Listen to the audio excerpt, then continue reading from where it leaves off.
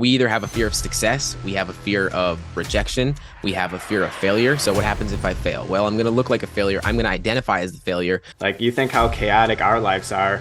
Everyone else has a chaotic life just the same with all these moving parts. So you have to be able to see failure as feedback. The purpose of life is to enjoy the passage of time. It's not so much focusing on the goal in itself, but it's focusing on what's the thing that's stopping you from showing up every single day to achieve that goal. I think the best teachers aren't the ones that, tell you what to do, but they're more of this catalyst that shows you and just ask you different questions so you can start thinking for yourself and getting that own awareness.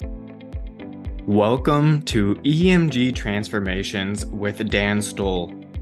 Each episode will empower you to ignite your inner fire and provide methods to maximize your mental and physical performance. Buckle up and get ready to spark your transformation with Nova Fusion. 3, 2, 1, 0.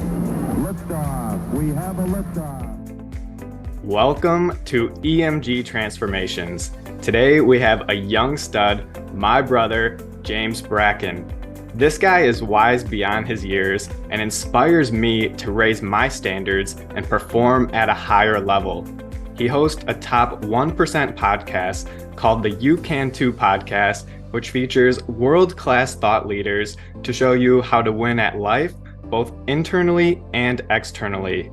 I love how James articulates big ideas down into simple steps so anyone can start applying new actions to transform their life. The future is bright, and I'm so excited to introduce you guys to this rising young star. Thanks for joining us today, James. Man, I appreciate you having me, brother. We've been connected for a few months now, and it's great to be connected with great people like you, man. I appreciate the introduction, and I'm excited to provide some value to your audience today, man. Thank you. Yeah, I know you're going to do that. And, it's actually funny how we met in a situation that, didn't really work out for either of us at the time. Yeah. But, it feels like the real reason was for us to meet and just form this bond. So, I'm extremely grateful to just call you a friend now and, grow together as we're similar ages. Yeah, man. Right with you on that. Funny how life works. Yeah. Awesome. So, yeah, let's start with your backstory, man. And, I'm actually curious, for you being so young, like, give us just an overview of like where you're coming from. And also, like, is personal development something that you always gravitated towards, or did something happen that really pulled you in that direction? Yeah, that's a great place to start. I think for many of us, when we go through life, we go through the school system and we don't know personal development is a thing. At least I didn't know that was a thing. And so throughout my entire life, I seen myself as a person that I hated reading. I actually took pride in not reading a book throughout my entire life until I got out of high school. And I wish you could see all the books that, like, you can see some right here, but I have an entire bookshelf of books over the past couple of years. It's absurd how much I've read in just a few years and just taken in. So I would say that when I found out that personal development was a thing, it's consumed my life. I want to improve in every way I can, but I don't want it to be something I find a lot of people, especially clients, deal with, is that they almost see themselves as a personal development project. And I think that if you're always trying to fix something, well, then you're never getting really down to the core of where that's coming from. And then usually it's feelings of insufficiency, which drive a lot of people. So I think for me, man, it was growing up feeling anxious and nervous about the future, not knowing what I wanted to do. I knew college never made sense for me. I always thought, when I think of college, I associated it with a per dollar amount per hour. And I always thought, well, no matter what I do, there's nothing I can do that will increase the amount of money that I make per hour. And that just never made sense into my mind. I'm like, there's no way I'm going to get wealthy being able to do that, nor am I going to be able to have an impact on other people. And so I read Rich Dad Poor Dad. That immediately, like, that was the first book I ever read, and it put me down a path of, well, that's not the thing that I'm going to do. And so I started listening to podcasts, starting reading books.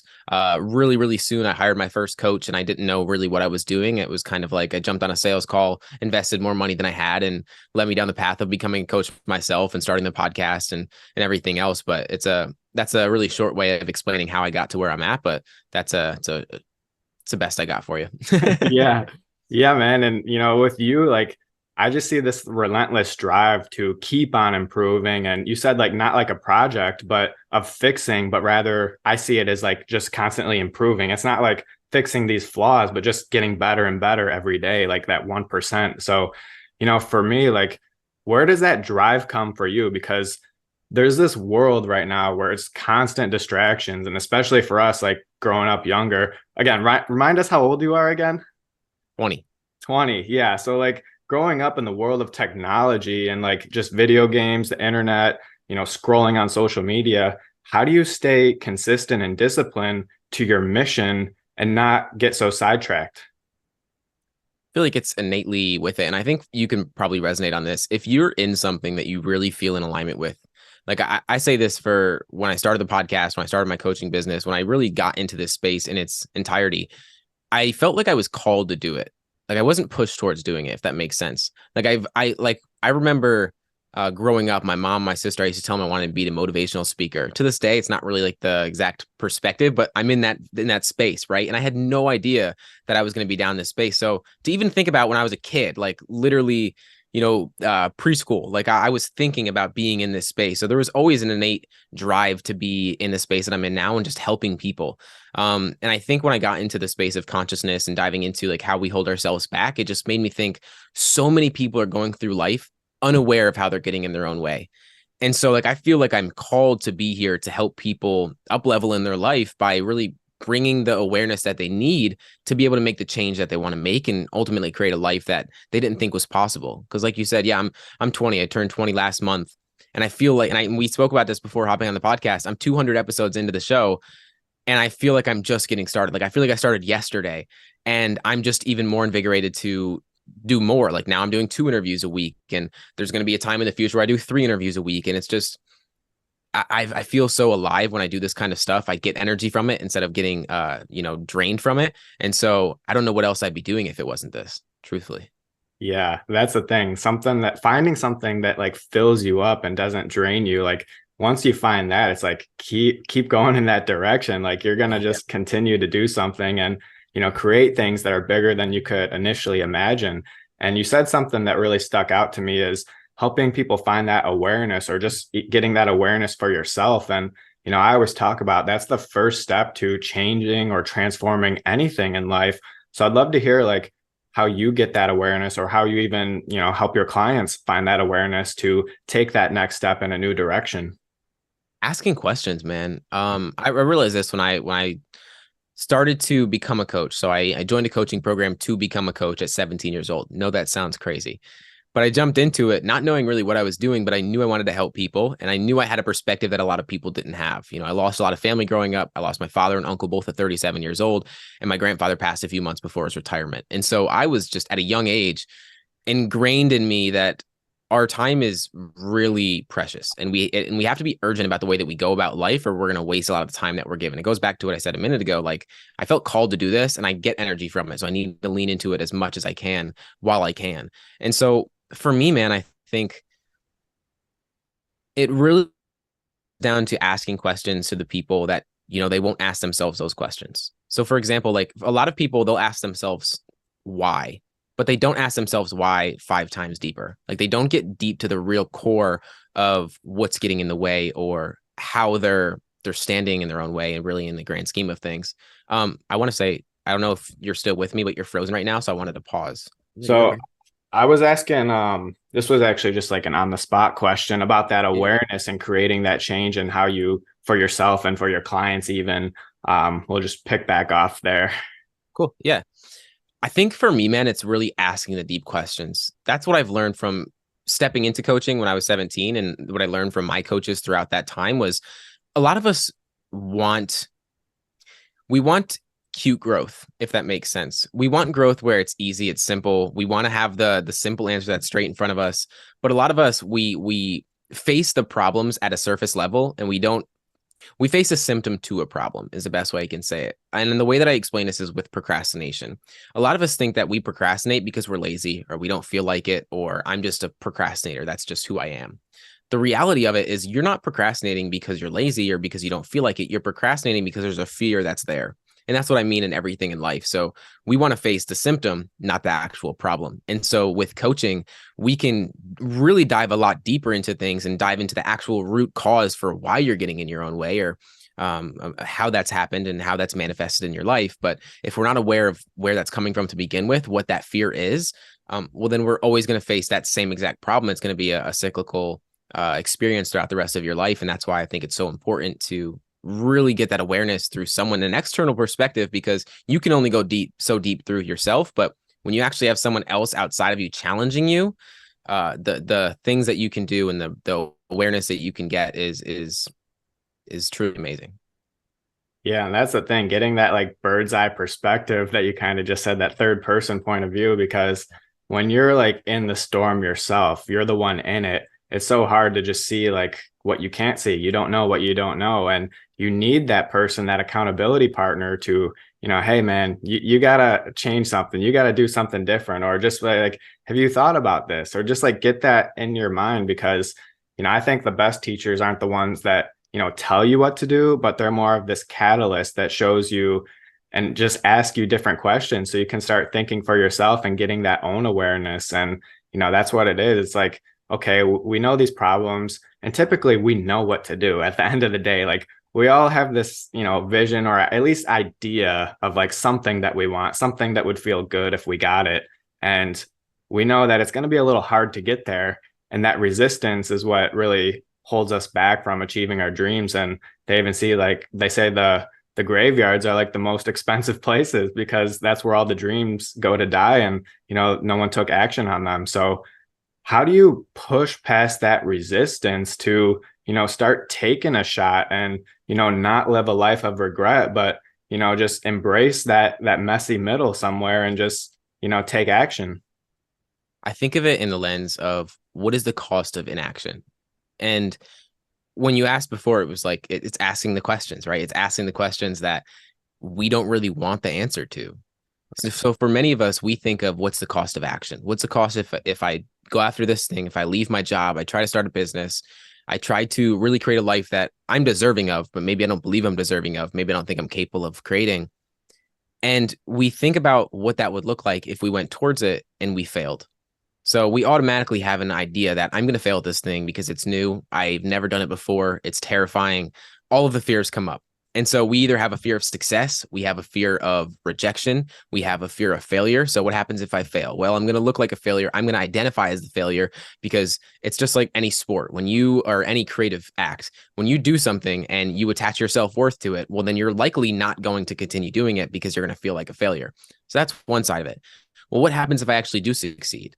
Well, then the people that are surrounding me right now aren't going to see me the same, and they're not going to treat me the same. And then I'm not going to see myself as the same. And I'm going to feel like there's so much responsibility here. That's why a lot of people don't go into entrepreneurship to begin with, because you're fully responsible. I always like to say that no matter what happens, it cannot be your fault, but it's still your responsibility. And then there's the fear of rejection, man. Like, what happens if I go towards this thing, I fail, I have to go back to my job, and all the people looking at me are going to look at me like I'm a failure, I'm a fool, because I try to do something that most people don't try to do.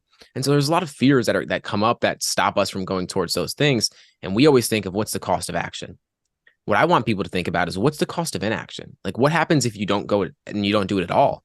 Like, when you get to the end of your life, you're going to be a lot more satisfied with the things that you did do when you tried, and even if you failed at them, than the things that you didn't do because you never gave it a try, right? And so I think through that lens, because I've seen so many people pass so young, it's like, we all think about what other people are thinking of us, but at the end of the day, end of your life, it doesn't matter.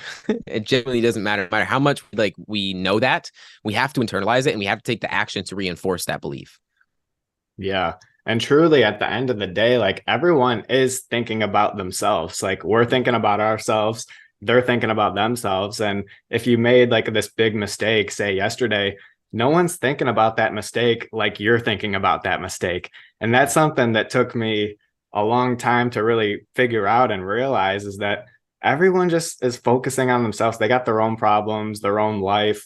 Like you think how chaotic our lives are. Everyone else has a chaotic life just the same, with all these moving parts. So when you really think about that, and like life is complex and we're all just trying to do the best that we can, it helps like just take that weight off your shoulders a little bit, and take action without all that pressure, or like having that fear of that failure. Like, oh, if I do really mess up, what's the big deal? Like you can just try again the next time. So like taking that burden off, I think that's one of the things that have really helped me just take that messy action and just go after things that I necessarily wouldn't have gone after.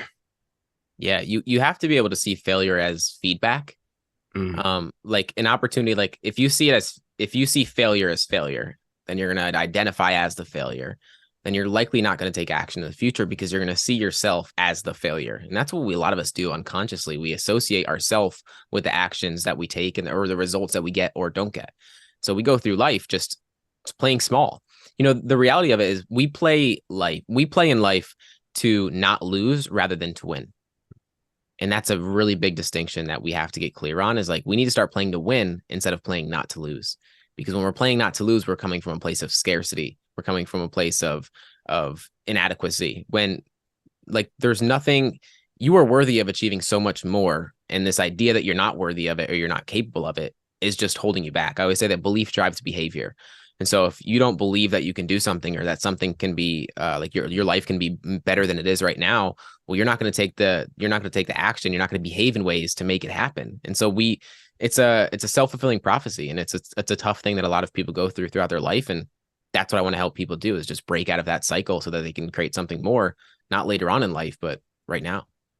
yeah, yeah. And I really love how you said play to win, don't play to lose. And, that really brings up this like domination mentality, something that, I thought like Monopoly and that's not good, like stuff like that. But I'm really like, I listened to Grant Cardone, that 10X mentality, and it's like, competition is for sissies. Like you have to dominate, you have to be number one. If someone says something in your space, you want them to think of you first.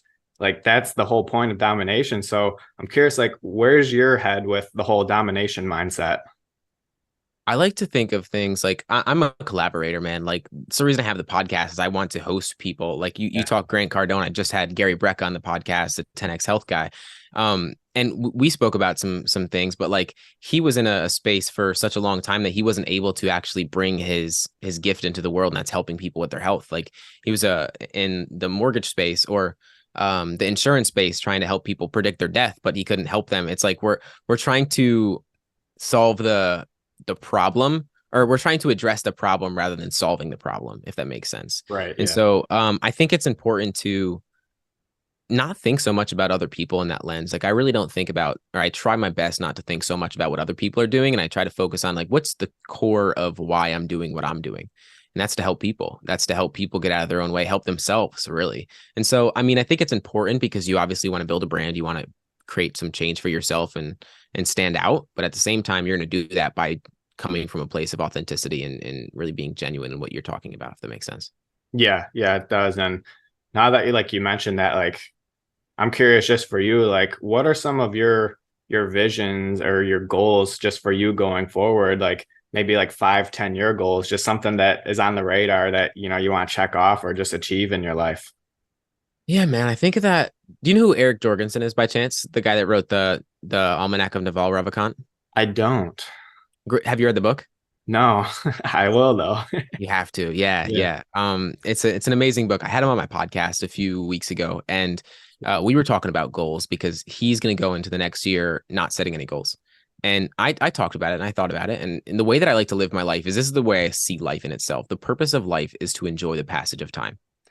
That's at least my belief. That's the way I take on life. It served me well because if I'm always focused on the next thing or the goal that I want to achieve in 10 years, 20 years, whatever it is, um, it's taking me away from where I'm at right now. And so I'll put this into perspective with the podcast. If I were to think of the goal that I want to achieve, I can think of what Joe Rogan's done and exit, quote unquote, and make $100 million or whatever it is. But it takes away from meeting with people every single week. It's like if I were to have a goal for the podcast, it would be to get acquired by some massive company in 10 years from now. And I make millions and millions and millions of dollars. But that takes me away from every single week being curious and asking people questions right now. And so I really don't think too much about goals. As counterintuitive as that sounds when it comes to like helping people with their goals is like it's not so much focusing on the goal in itself, but it's focusing on what's the thing that's stopping you from showing up every single day to achieve that goal.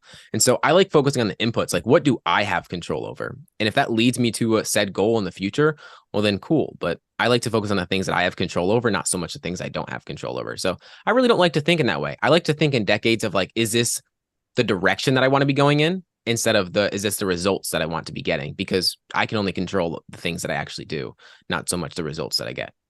Yeah, I actually love that response so much because it reminds me of just trusting the process. And even with me thinking about my podcast, you're so right, because yeah, we have our goals like, oh, I want to get 1,000 episodes or something like that. But the biggest benefit, or the biggest thing that I enjoy the most about this podcast, is just having these conversations like we are right now, and forming those relationships with my guests that, 2 months from now, 6 months from now, we're still talking and finding opportunities and just ways for us to grow together.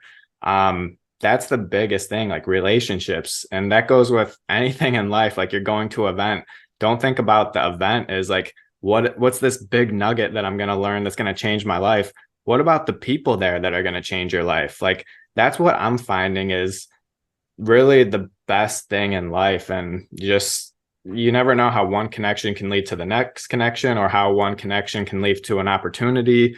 There's just, you don't know what can happen. And, that's what I love the most. Just like how we met, it wasn't the opportunity that got it, but we're still talking. And so I love that response, even though it wasn't what I was thinking you were going to say, but it led to an even better answer. So that's a great approach on life. And just, anything is like trusting that process.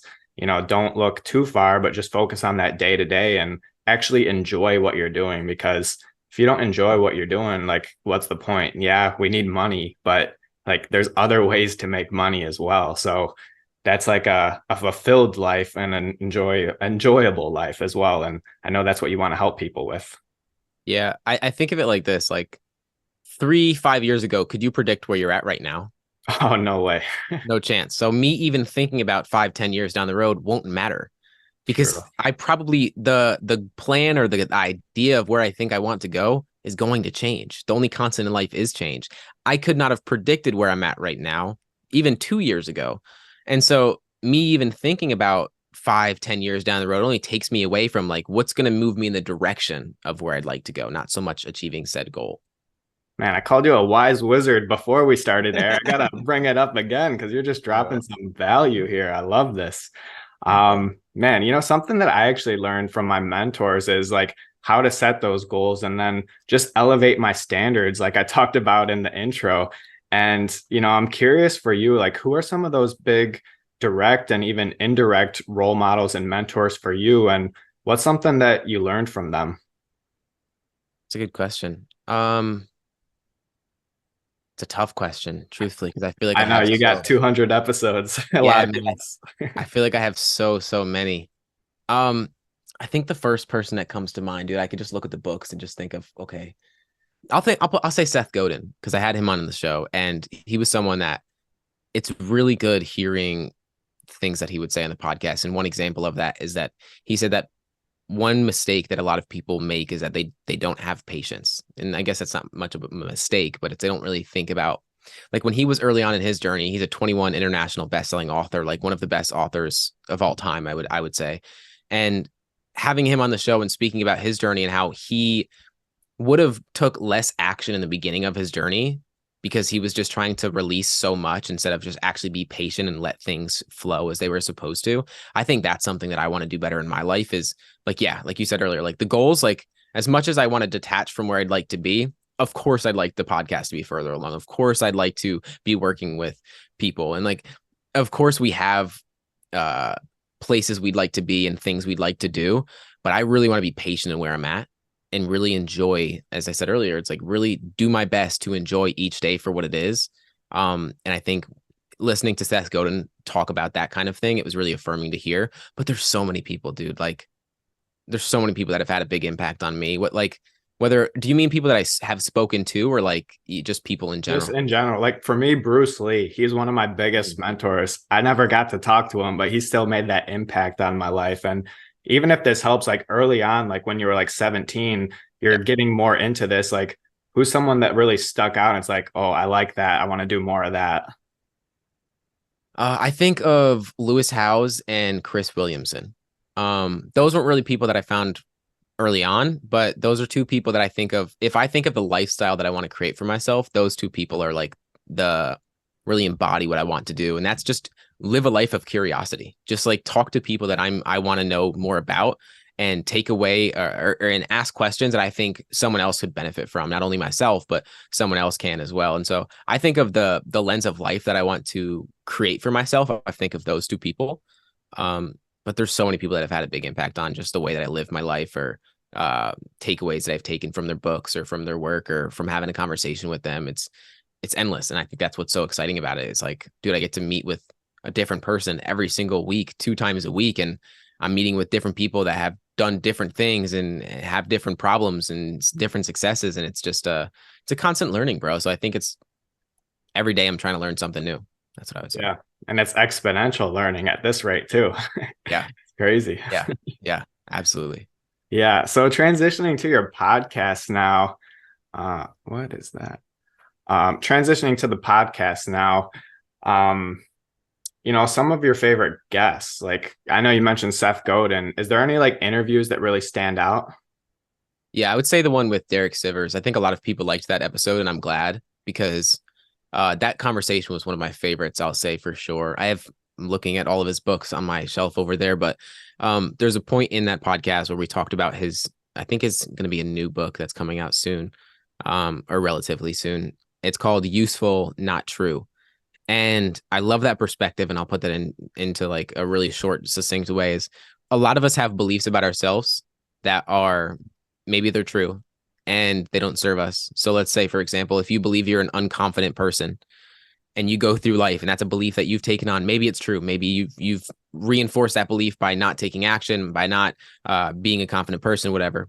But you take on that belief and you go through life as an unconfident person because that's true in your eyes, but it doesn't serve you. Well, then you're going to go through life settling for less than what you could have created. And so I like the ideology of taking on beliefs that are maybe they're not true right now, but they're going to serve me. So taking on the belief that I am a confident person, and I start taking the actions of a confident person would take, and then my life changes in the result. It's a profound idea. And I think our conversation was a lot of breaking through a lot of limiting beliefs that a lot of people have. So that's one comes up. Yeah, that's so good. Like our beliefs, over time turn into our identity. Our identity becomes the action, and our actions become who we are. And so that's it right there. You just nailed it. Man, this has been tons of value here. You're just dropping dimes left and right. So I got one last question for you before we wrap things up here.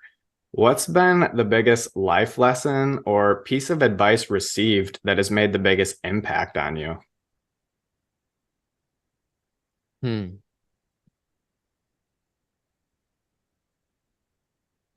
I think one that's on top of mind, maybe it's not the biggest or the one that's had the most impact on me, but I was at a Lewis Howes event a few weeks ago, and probably a month ago by now. And one takeaway that I got from the entire event, it was the one thing that stuck in my mind to this day, I might even get it tattooed on my body at one point, is remember your future. And I think that hits so deeply because it makes a lot of people think. And made me think, well, what does that mean for me? A lot of us are thinking about our past, and when we think so much about our past, it ends up recreating that in our future. That's why a lot of people, create a stagnant life for themselves. And because we get so caught up on what's gotten us this far that it almost creates that same future because we're so focused on it. And when you think of remember your future, you think, well, how can I remember my future if I've never been there? I've never seen it. I don't know what that looks like, right? But that's the whole purpose of it, is you have to remember your future. Like, remember that your future is going to be better than your present, even if your present isn't what you'd like it to be right now, or your present's everything and more. Remember that your future is more than you could possibly imagine, and really get crystal clear in what that future might look like, how you want to feel, what you want to do. And that's why I said earlier, it's not so much about the goals, but how do I want to feel on a Wednesday? How do I want to feel on a Thursday evening? How do I want to feel on a Saturday morning? Like, what does that look like for me? And so remembering my future is something that's really stuck with me recently for sure. And it's something that really deeply resonates. Yeah. And then almost for me, it reminds me of like having gratitude for your future too. Like it's not, you don't have it yet, but you're feeling appreciative for it. And when you can see it, you feel grateful for it in your mind, the chances of it happening are like 10x more. So even 100x more when you can see it and feel it in your mind. So that is a great final nugget to like wrap this up. And Now before we head out, let us know how we can support you. I'm going to drop the podcast link, your Instagram info in the show notes below. But if you have anything else going on or, something that you're looking forward to, let us know, man.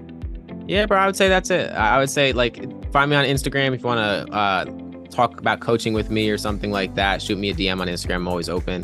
The podcast is definitely the best place to dive into the work that I'm putting into the world, whether that's on YouTube or Spotify or podcast, wherever you want to find it. But man, it was a great chat, and I appreciate you for having me on again. Yeah, man. Always great talking to you.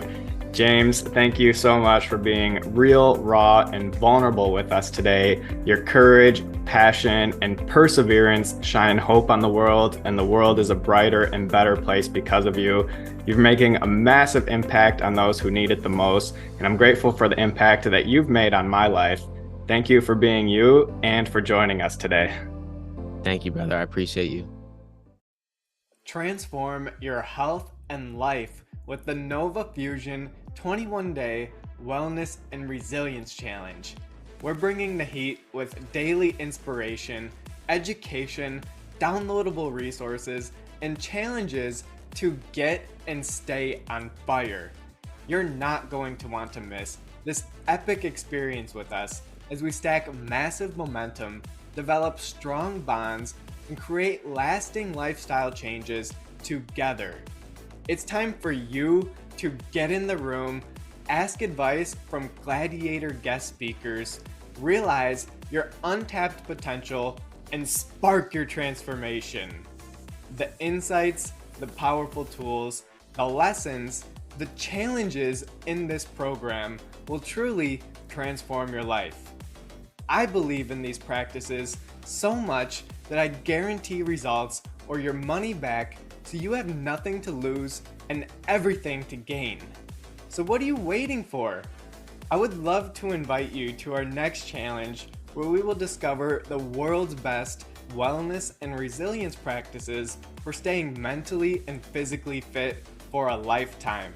It's everything you need to get an unstoppable edge against the competition, and there are limited spots available. Let's spark your transformation together. I'm excited to see you and grow with you on the other side. Thanks for tuning in to this episode of EMG Transformations. You never know how one valuable insight can make such a big impact. Please leave a 5-star review if this episode had a positive impact on you. And don't be shy to screenshot and share episodes on social that you found helpful, so we can spread the message and make the world a better place. You never know who may need to hear and the impact it has on them too. We're only scratching the surface. There's so much more to learn. Subscribe and stick around to manage stress, improve your health, and create lasting lifestyle changes. We'll see you next time on EMG Transformations.